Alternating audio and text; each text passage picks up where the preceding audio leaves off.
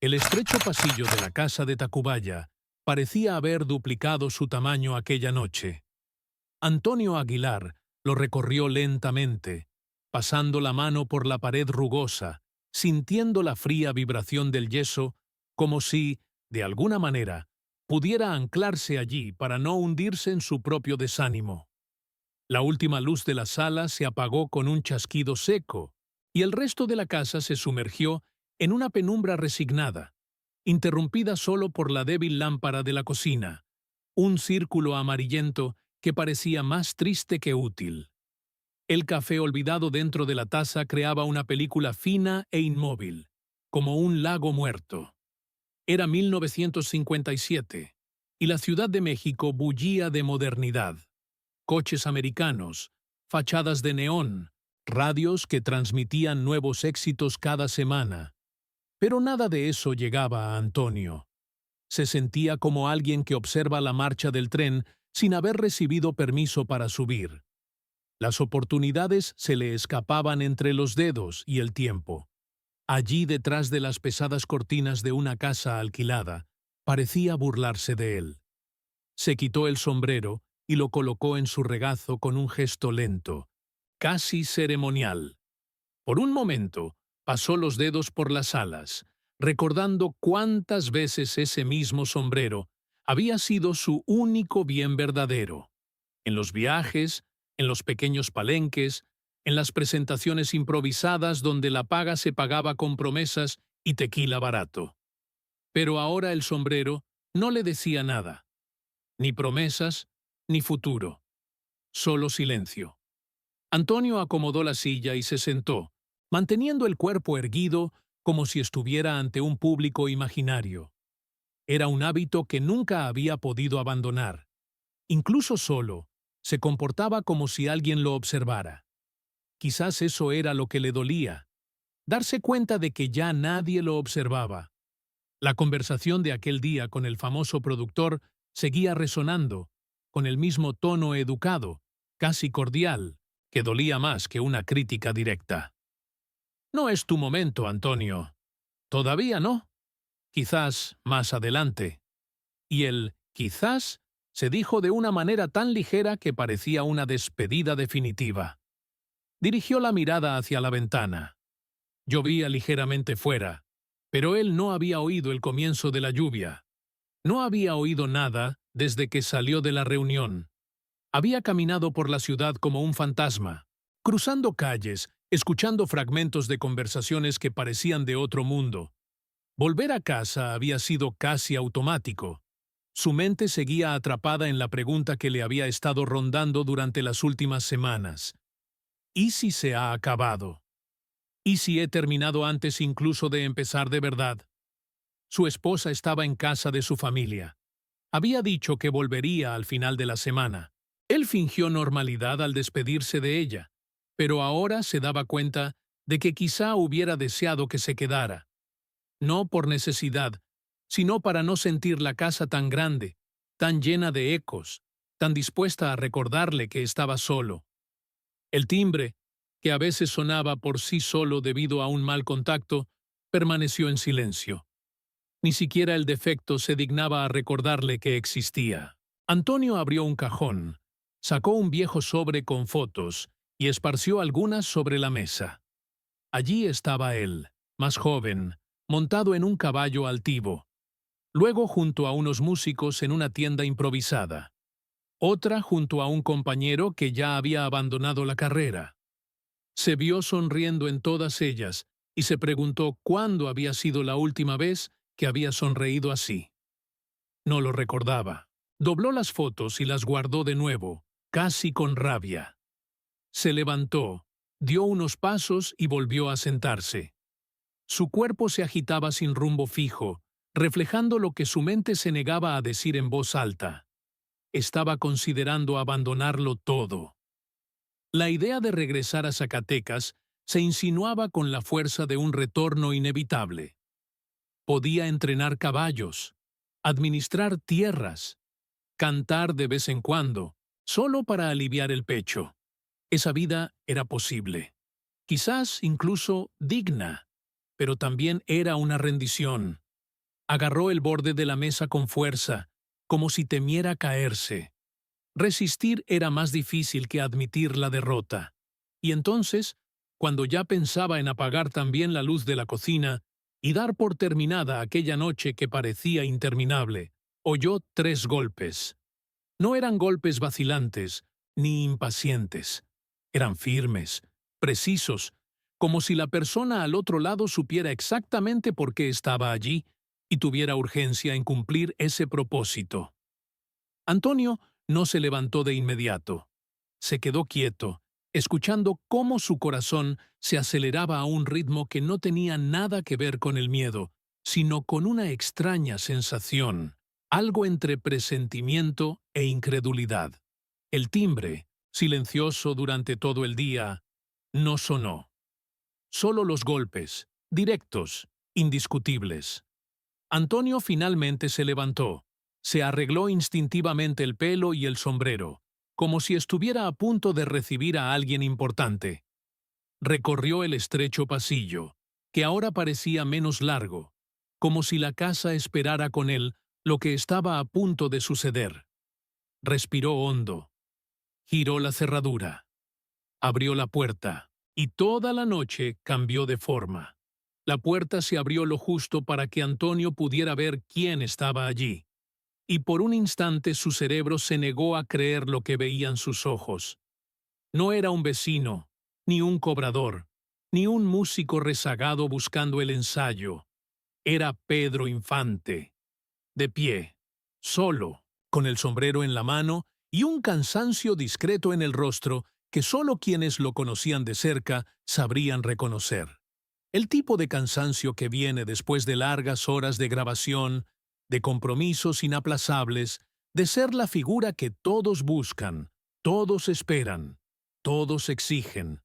Pero esa noche, en ese pasillo, Pedro no parecía el ídolo del país.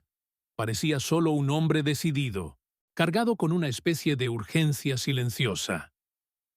«Buenas noches, Antonio», dijo con una voz tan tranquila que contrastaba con la conmoción que recorrió a Aguilar de pies a cabeza. Por un segundo, Antonio no respondió. Solo abrió la puerta un poco más, permitiendo que la luz amarillenta de la cocina iluminara parcialmente el rostro de Pedro. Ahí estaba, como si fuera lo más natural del mundo, sin séquito, sin fotógrafo, sin chofer esperando. Llevaba un abrigo oscuro que aún conservaba el olor de la calle, y su cabello, normalmente impecable, parecía despeinado por el viento. «¿Puedo pasar?», preguntó Pedro, casi en un susurro, pero con una firmeza que no pedía permiso, sino que simplemente anunciaba su presencia. Antonio dio un paso hacia un lado. No era plenamente consciente de lo que hacía. Su cuerpo reaccionaba por instinto, como si la profunda admiración que siempre había sentido por Pedro Infante guiara sus gestos.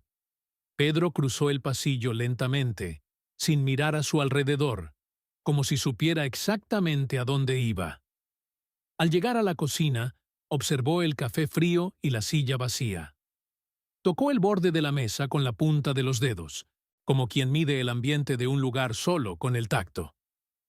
«¿Cuánto tiempo hace que no duermes bien, Antonio?», preguntó, volviéndose hacia él sin rodeos. La pregunta tomó a Aguilar por sorpresa. No era una curiosidad casual. Había peso en ella. Había preocupación real. Y fue eso, precisamente eso, lo que hizo que la voz de Antonio vacilara. Unos días, tal vez semanas. Se pasó la mano por la frente, avergonzado. Las cosas no han salido como esperaba. Pedro acercó una silla y se sentó al revés, apoyando los brazos en el respaldo, con una postura relajada, pero con la mirada atenta. Esa mirada que utilizaba cuando alguien le contaba algo serio entre bastidores, lejos de las cámaras. «Me he enterado», dijo el cantante. Y cuando lo oí, no me gustó nada. Antonio parpadeó, confundido. «¿Lo has oído? ¿Quién te lo ha dicho?». Pedro se encogió de hombros, con una media sonrisa que evitaba revelar nombres. Siempre se oye algo. Cuando alguien de nuestro entorno se está derrumbando, la noticia corre más rápido que cualquier jingle de radio. Antonio tragó saliva. No me estoy derrumbando. Pedro arqueó la ceja. ¿No? Señaló la mesa. Café frío. Casa a oscuras. Cara de quien no sabe dónde está el suelo. Si eso no es derrumbarse. Hizo una breve pausa y concluyó con suavidad. Se le parece mucho. Hubo un silencio pesado, denso, casi palpable. Antonio sintió una mezcla de vergüenza y alivio al escuchar a alguien decir eso sin burla, sin humillación, solo con la verdad. ¿Qué has venido a hacer aquí, Pedro?, preguntó finalmente. Pedro respiró hondo, como si necesitara organizar las palabras. He venido porque sé cómo es esta etapa. He visto a mucha gente buena ser dejada de lado en el momento equivocado. Y porque alguien me dijo que estás pensando en irte de la capital. Antonio apartó la mirada. Era exactamente eso, y la frase dicha en voz alta sonó como una sentencia. Pedro añadió entonces, en un tono más bajo, casi confidencial. ¿Crees que estás solo? Pero no lo estás. Antonio sintió el impacto de esas palabras como un puñetazo en el pecho, no por el dolor, sino por la verdad. ¿Por qué te preocupas por mí?, preguntó, sincero, sin orgullo, solo perdido. Pedro se inclinó un poco hacia adelante. Sus ojos tenían esa firmeza tranquila que provenía de una vida llena de riesgos, superaciones, caídas y nuevos comienzos. Porque ya he estado donde tú estás. Porque sé reconocer cuando un hombre está al límite. ¿Y por qué? Vaciló solo un instante, lo suficiente para que su voz cobrara gravedad. Tienes algo que México aún necesita escuchar, Antonio. Aunque no lo sepas. Antonio respiró hondo, como si intentara absorber cada palabra antes de que se escaparan. Pedro continuó. Y también porque nadie merece pasar por esta etapa solo. Nadie, ni tú, ni yo, ni nadie que elija esta vida. Era difícil, muy difícil, creer que Pedro Infante, el Pedro Infante, estuviera allí, diciendo eso. Pero estaba allí, presente, real, convencido. Antonio finalmente se sentó. Pedro sonrió levemente, como si eso fuera exactamente lo que esperaba. A veces, dijo Pedro, un hombre solo necesita que alguien llame a su puerta. No para resolver su vida por él, sino para recordarle que aún hay camino por recorrer.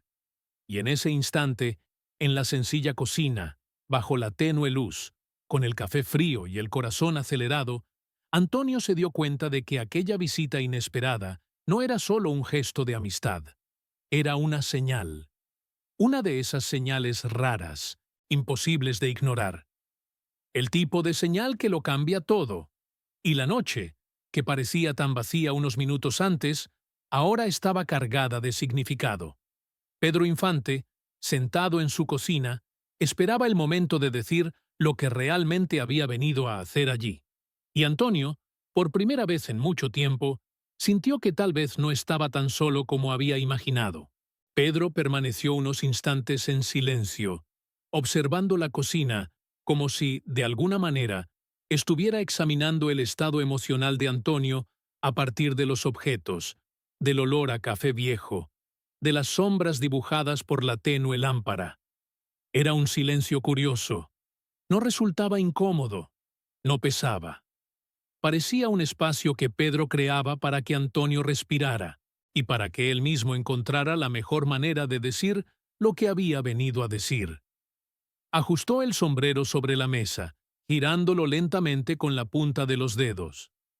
Ese gesto, pequeño, casi imperceptible, transmitía una tensión contenida. Era como si estuviera reuniendo valor para revelar algo que no quería convertir en una conversación trivial. ¿Sabes lo que es curioso, Antonio?, comenzó finalmente. Cuando estamos deprimidos, todo el mundo desaparece. Y cuando estamos arriba, aparecen incluso aquellos que nunca nos han dado la mano. Antonio esbozó una breve sonrisa, sin alegría. En eso ya me estoy convirtiendo en un experto. Pues deberías saber otra cosa también, continuó Pedro. No todo el mundo te ha abandonado. No todos piensan que estás acabado, y mucho menos que debes irte de la capital. Antonio levantó la cabeza lentamente. ¿Y has venido aquí solo para decirme eso? Pedro respiró hondo. Era el tipo de respiración que precede a una verdad difícil, pero necesaria. No, he venido porque hay algo que tienes que hacer mañana, y quiero decírtelo personalmente. La frase quedó suspendida en el aire, cargada de significado. Pedro sacó entonces del bolsillo interior de su chaqueta un sobre doblado, con los bordes manchados de grasa, como si hubiera sido manipulado varias veces. Lo colocó sobre la mesa sin empujarlo, sin teatralidad. Simplemente lo dejó allí, como quien deposita un compromiso. Mañana voy a grabar un programa especial en la radio, dijo con voz baja, pero firme. No es un programa cualquiera, es en directo. Tiene una audiencia enorme. Mucha gente importante lo escucha. Antonio frunció el ceño, tratando de entender a dónde quería llegar. Pedro, dándose cuenta de su duda, se inclinó hacia adelante. Te quiero allí. No para hacer segunda voz, no para acompañarme. Te quiero para que cantes solo. El silencio que siguió fue tan abrupto, tan profundo, que Antonio casi sintió vértigo. ¿Yo? ¿A cantar? ¿En tu programa? Preguntó, incrédulo. Pedro asintió lentamente. Sí, y será en directo, sin ensayos largos, sin productores que te molesten, sin la letanía de siempre. Solo tú, tu voz y todo México escuchándote. Antonio apretó las manos sobre la mesa. El peso de la propuesta era tan grande que casi parecía absurdo. Esto va a crear confusión, Pedro. Sí, asintió el ídolo, cruzando los brazos. Y precisamente por eso vale la pena. A tu discográfica no le va a gustar. Nunca les gusta cuando decido tomar mis propias decisiones. Pedro esbozó una sonrisa torcida. Pero después de que cantes, tendrán que tragarse su orgullo. Así es como funciona. Antonio negó con la cabeza, con la mirada fija en el sobre. Y si fracaso, Pedro lo miró como quien observa a un hombre que aún no se ha dado cuenta de su propia fuerza. No vas a fallar. ¿Sabes por qué? Hizo una pausa, dejando que el aire entre ellos se cargara. Porque tienes verdad en la voz, y eso nadie lo enseña, nadie lo compra, nadie lo fabrica. Antonio apartó la mirada, casi demasiado emocionado para soportar la intensidad de esa afirmación. Pedro no suavizó el tono, pero lo hizo más íntimo, más humano. He visto mucha técnica por ahí, Antonio. Voces bonitas, afinadas, perfectas, pero vacías. El público puede aplaudir por educación, pero no vuelve. Tú, en cambio, cuando cantas, hay algo de tierra, de cicatrices, de camino recorrido. La gente lo siente y necesita volver a escucharlo. Antonio sintió un nudo en la garganta. No era adulación. Pedro no hacía ese tipo de cosas. Era la verdad, dura, directa, como solo alguien que realmente se preocupa puede decir. «¿Pero por qué estás haciendo esto?», preguntó Antonio, en un tono casi dolorido. «Podrías elegir a cualquier cantante para este programa, a cualquiera. ¿Por qué a mí?». Pedro se recostó en la silla, respirando profundamente, como si estuviera buscando en el pasado un recuerdo que lo justificara. Cuando finalmente habló, su voz tenía la gravedad de una confesión.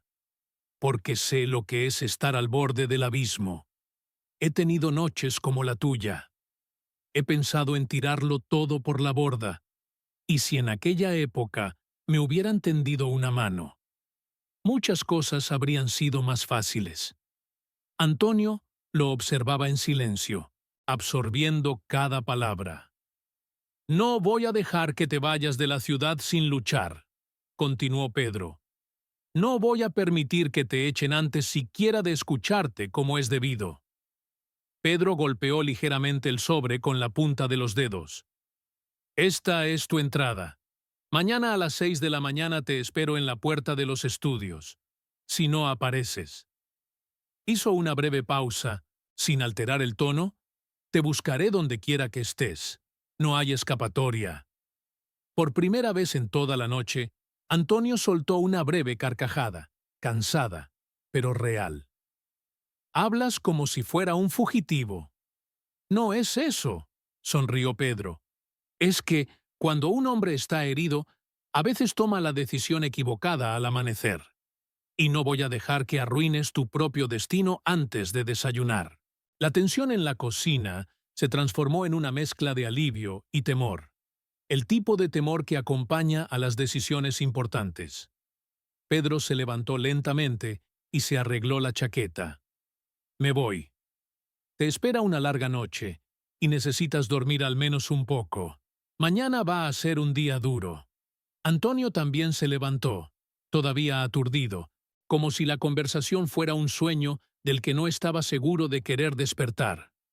Antes de irse, Pedro le puso la mano en el hombro, con firmeza, sin vacilar. He querido venir en persona porque hay cosas que no se dicen por carta ni por recado. Si hay que levantar a un hombre, hay que mirarle a los ojos. Antonio asintió, sintiendo el peso y el consuelo de ese gesto. Pedro caminó por el pasillo con pasos seguros, abrió la puerta y antes de cruzarla, se volvió lo suficiente para concluir. Mañana, Antonio, a las 6. No me hagas llamar a tu puerta otra vez, porque entonces te arrastraré por los pies. Y, diciendo esto con una media sonrisa llena de humanidad, desapareció en la noche. La casa volvió a quedar en silencio, pero esta vez era un silencio lleno de promesas, de movimiento, de destino. Antonio se quedó allí parado, sosteniendo el sobre, sintiendo que su vida acababa de cambiar de rumbo, que la oscuridad de aquella noche, tan profunda, había sido rasgada por alguien que sabía reconocer cuando un hombre estaba a punto de caer. Y, por primera vez en semanas, Antonio sintió esperanza. El amanecer llegó sin pedir permiso, avanzando por la casa como un visitante sutil que empuja puertas, desplaza sombras y reorganiza pensamientos. Antonio no había dormido, no como debía. Se acostó, se levantó, caminó por el pasillo, volvió a la cama, intentó cerrar los ojos, los volvió a abrir. Era imposible calmar el cuerpo cuando el alma parecía estar al borde de un nuevo precipicio, no de caída, sino de salto. El sobre que había dejado Pedro descansaba sobre la mesa de la cocina, cerrado, intacto, como si guardara en su interior un futuro que Antonio aún no se atrevía a tocar. No necesitaba abrirlo para saber lo que contenía. Bastaba con sentir su peso simbólico. Era una convocatoria, una cuerda lanzada en la oscuridad. Un gesto que no provenía de la industria, sino de un hombre, y eso lo cambiaba todo. Cuando el reloj marcó las 5:20 de la mañana, Antonio se dio cuenta de que ya estaba listo. Se vistió sin pensar, como quien responde a una llamada antigua, profunda, anterior a la fama, a la duda, a las puertas cerradas. Se ajustó el sombrero con un cuidado casi religioso, apagó la luz de la cocina y finalmente cruzó el estrecho pasillo que, aquella mañana, parecía más corto que nunca. Al abrir la puerta, el aire frío le golpeó la cara, trayendo el olor de la ciudad despertando. Periódicos golpeando las aceras, un vendedor ambulante arreglando su carrito, un perro solitario, olfateando los restos de la noche anterior. La capital, incluso en sus momentos más tranquilos, siempre parecía llevar consigo un rumor de prisa, como si intentara recordar a todos que no esperaría a nadie. Antonio caminó hasta la parada de taxis más cercana. Al entrar en el coche, el conductor le echó un rápido vistazo por el espejo retrovisor. ¿Va temprano a algún plató de rodaje, jefe? Hoy no, respondió Antonio. Hoy voy a cantar. Era la primera vez que pronunciaba la frase sin miedo. Y al oírla, se dio cuenta de que tenía más fuerza cuando se decía en voz alta, como si ahí estuviera la clave para recuperar su propia identidad. Los estudios de radio aparecieron en el horizonte, aún sumidos en la penumbra del amanecer. Las ventanas iluminadas aquí y allá revelaban a técnicos, operadores y asistentes que comenzaban los preparativos. Antonio llegó a las 6 en punto. Ni un minuto antes, ni un minuto después. Pedro ya estaba allí. Se apoyaba en una de las paredes exteriores con los brazos cruzados, el sombrero proyectando una sombra sobre sus ojos. Al ver a Antonio, no sonrió inmediatamente. Solo inclinó la cabeza, como quien confirma una sospecha que llevaba consigo desde la noche anterior. «Pensé que te habías rendido en los últimos 10 minutos», dijo Pedro, con una voz tranquila que ocultaba cierto alivio. «He llegado», respondió Antonio, «como prometí». Pedro dio 2 pasos hacia adelante y le apretó el hombro con firmeza. «Entonces vamos a hacer historia». Entraron juntos por los largos pasillos, iluminados por lámparas fluorescentes que zumbaban ligeramente. Cada persona que se cruzaba con Pedro lo saludaba con un respeto natural, casi automático, y cada una de ellas desviaba discretamente la mirada hacia Antonio, tratando de entender qué hacía allí a esa hora, junto al ídolo nacional. En el estudio principal, el director del programa levantó la vista del guión y la abrió como platos al ver a Pedro acompañado. «¿Pedro? ¿Qué?» «Hoy canta», dijo Pedro sin dejar lugar a discusión. «Pero, Pedro, no está en la programación. ¿Ahora sí?» Su firmeza era absoluta, pero no agresiva, solo definitiva. «Me pediste algo especial para la audiencia. Pues ahí lo tienes». El director tragó saliva, pero no se atrevió a llevarle la contraria. Cuando Pedro decía algo de esa manera, no había protocolo que se mantuviera. Antonio observaba la escena como un hombre que camina sobre un suelo recién formado. Cada gesto, cada mirada, cada detalle parecía confirmar que algo extraordinario estaba a punto de suceder, no por casualidad, sino por la intervención directa de alguien que no le debía nada, pero que, por alguna razón, había decidido tenderle la mano. Faltaban 15 minutos para que el programa saliera al aire. Pedro llevó a Antonio a la sala de calentamiento vocal. Cerró la puerta. Los dos se quedaron allí, solos, en un espacio demasiado pequeño para contener toda la tensión de ese momento. «¿Estás nervioso?», preguntó Pedro. Antonio sonrió, casi sin querer. «Si digo que no, estaría mintiendo». Pedro se acercó, haciendo que sus palabras se escucharan sin eco. «Escucha bien lo que te voy a decir ahora, porque tal vez sea la última oportunidad de decirlo antes de que todo comience». Antonio levantó ligeramente la barbilla, tratando de respirar más profundamente. «No estás aquí porque yo quisiera hacerte un favor», dijo Pedro, en un tono de cruda verdad. «Estás aquí porque eres bueno, porque tienes la verdad, y porque, si no subieras a ese programa hoy, México perdería algo que aún no sabe que necesita escuchar». Antonio sintió que la frase le golpeaba con precisión, el tipo de golpe que despierta, no el que derriba. «¿Y si me equivoco?», preguntó, casi en un susurro. «Equivocarse es humano. Fracasar es rendirse antes de intentarlo. Y tú no vas a fracasar. Apuesto mi carrera a ello».